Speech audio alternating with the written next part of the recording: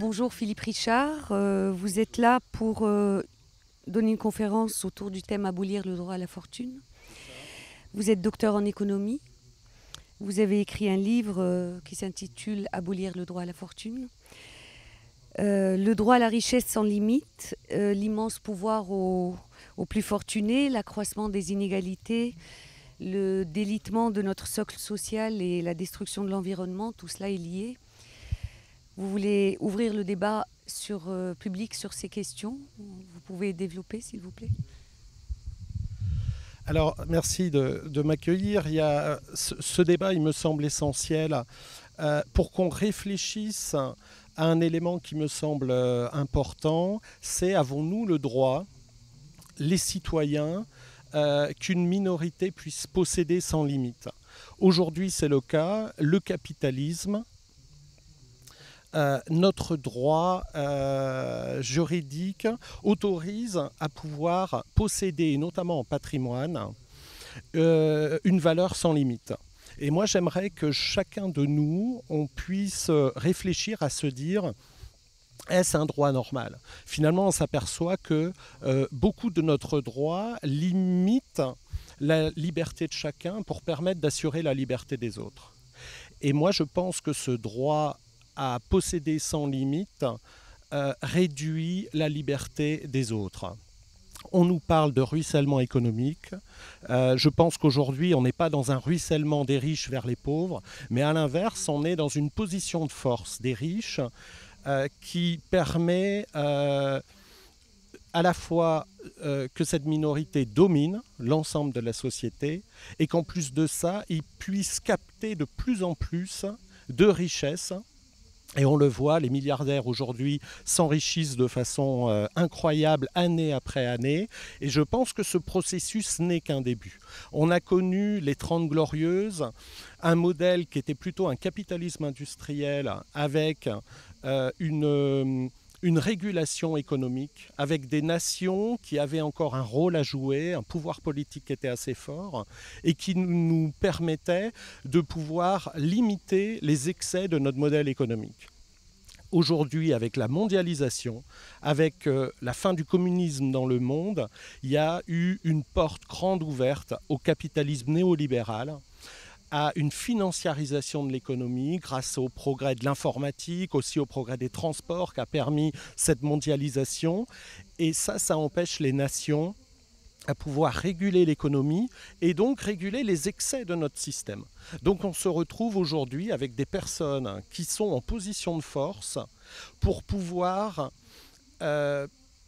obliger les États à réduire leurs impôts, l'impôt des grandes entreprises, l'impôt des plus riches, que ce soit l'ISF, évidemment, on en a parlé beaucoup, mais également l'impôt sur les sociétés pour les entreprises, l'impôt sur les héritages. Tous ces impôts-là ne font que baisser et c'est ce qui explique que les classes moyennes se retrouvent à devoir, eux, payer de plus en plus pour financer les services publics. Donc on se retrouve avec une classe moyenne qui paye de plus en plus pour de moins en moins de services publics parce qu'on a les riches et les grandes entreprises qui ne payent plus leur part.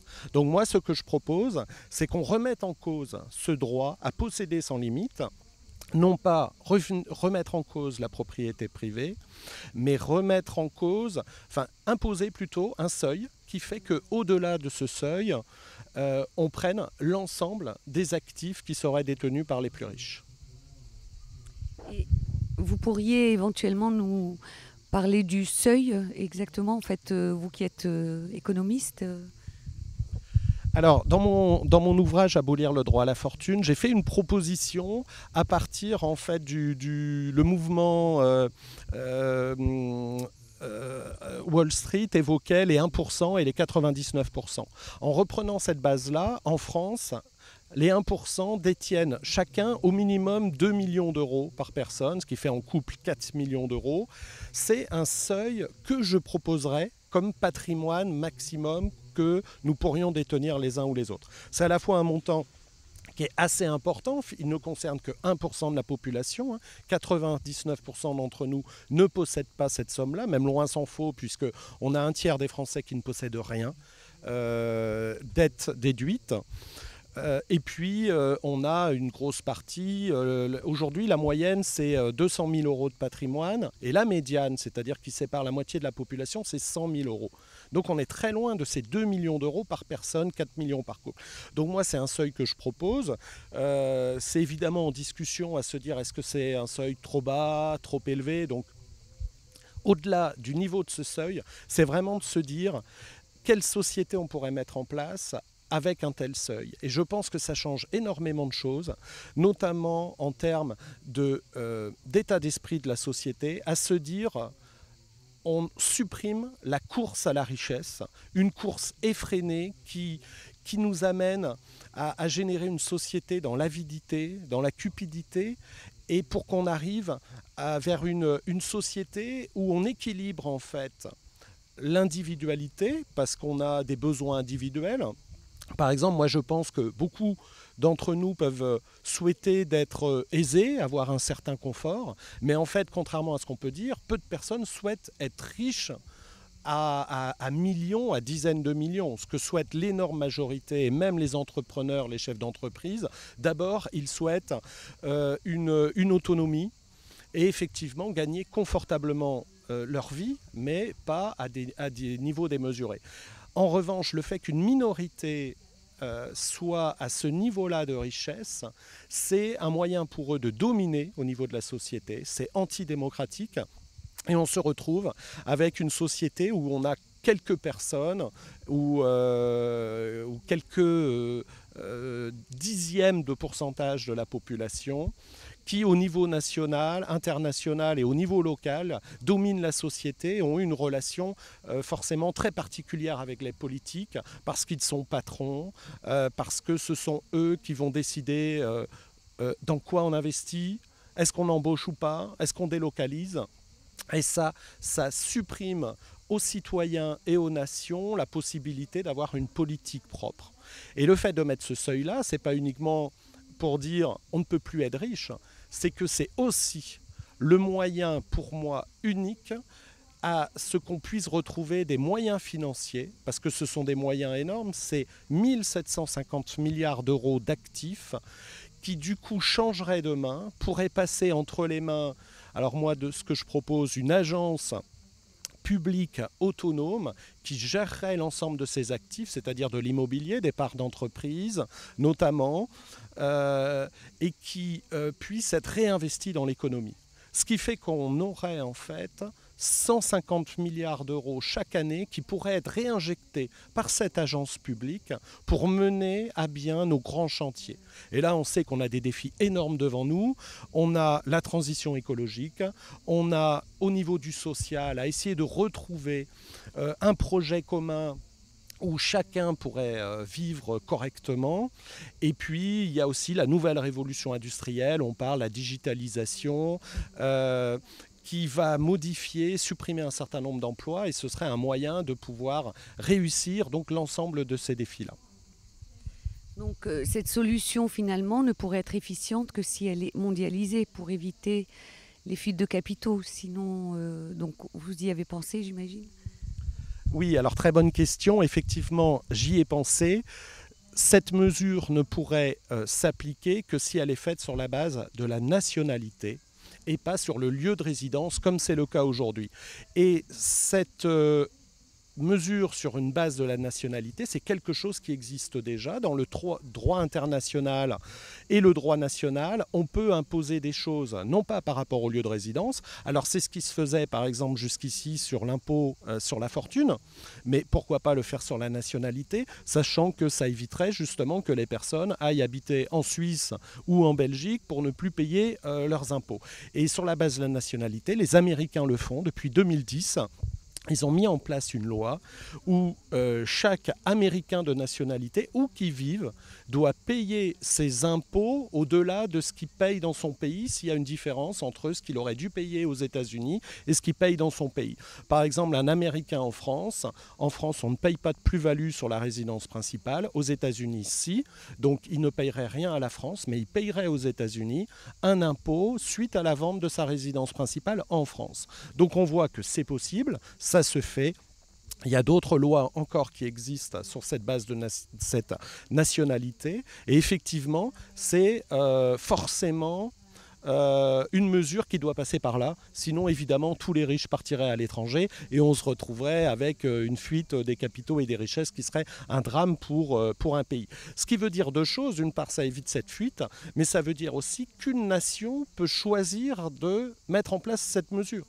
Moi, je le propose avec le cadre français et j'indique ce que ça donne, mais on pourrait très bien avoir un pays comme l'Islande, comme la Suède, comme tout autre pays du monde qui disent, sur la base de la nationalité, je mets en place cette mesure et ce serait un pays qui de fait se retrouverait avec d'importants actifs et des moyens d'intervenir du coup dans sa sphère économique nationale et éviter de tenir à chaque fois le même discours qui est qu'on n'a plus d'argent, on n'a plus d'argent pour les écoles, on n'a plus d'argent pour les hôpitaux, on n'a plus d'argent pour nos retraites. Là, on se retrouverait avec une manne financière gigantesque pour mener des vraies politiques ensemble et ce serait une bonne chose pour au moins les 99% de la population qui n'est pas concernée par cette mesure, mais qui en profiterait directement avec une relance des investissements publics justement dans les hôpitaux, dans l'éducation, mais aussi, comme je le disais, par rapport à la transition écologique, par rapport à des sources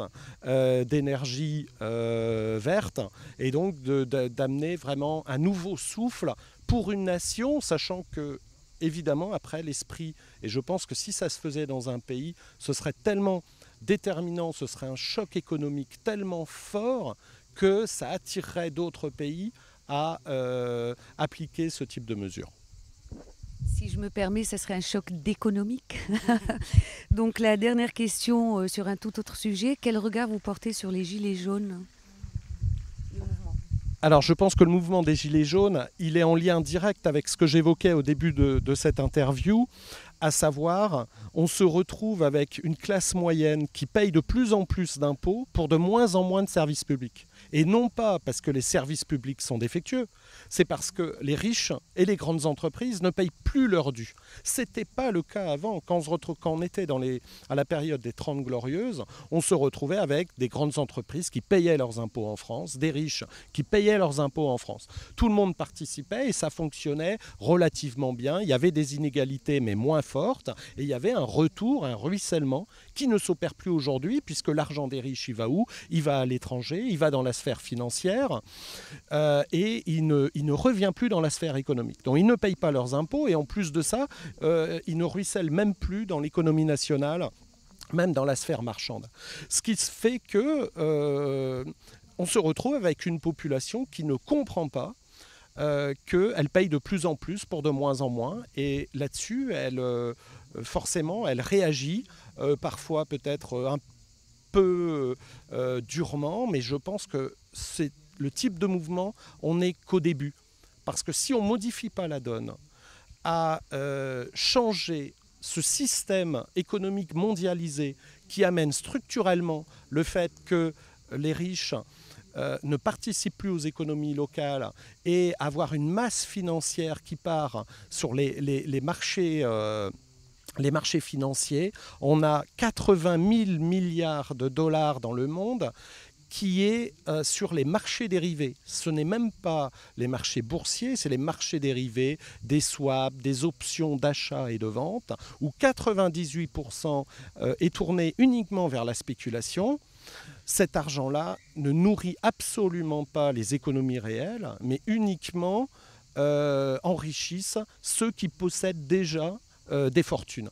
Donc si on ne casse pas cette spirale infernale, on va se retrouver, alors peut-être que le mouvement des Gilets jaunes s'essoufflera à un moment donné, on verra, mais si c'est le cas, je pense que dans 1 an ou dans 2 ans, ça sera encore un autre mouvement et de plus en plus radical parce que la situation va ne faire qu'empirer. Et je suis très pessimiste, si on ne modifie pas les choses, on va se retrouver avec une classe, une élite économique qui sera de plus en plus riche et des classes moyennes populaires qui vont continuer à s'appauvrir, notamment dans tous les pays occidentaux où on va avoir une sorte de convergence vers les classes moyennes des pays émergents. Et effectivement, nous, on a énormément à perdre que les pays émergents se développent, c'est une bonne chose, mais en fait, dans le même temps, il y a une partie qui fait que nos économies sont plutôt tirées vers le bas si nous, on ne réagit pas par des régulations fortes. Donc si on n'adopte pas ces régulations-là, je pense qu'on va avoir des réactions très fortes des citoyens parce que les citoyens ne s'y retrouvent plus structurellement.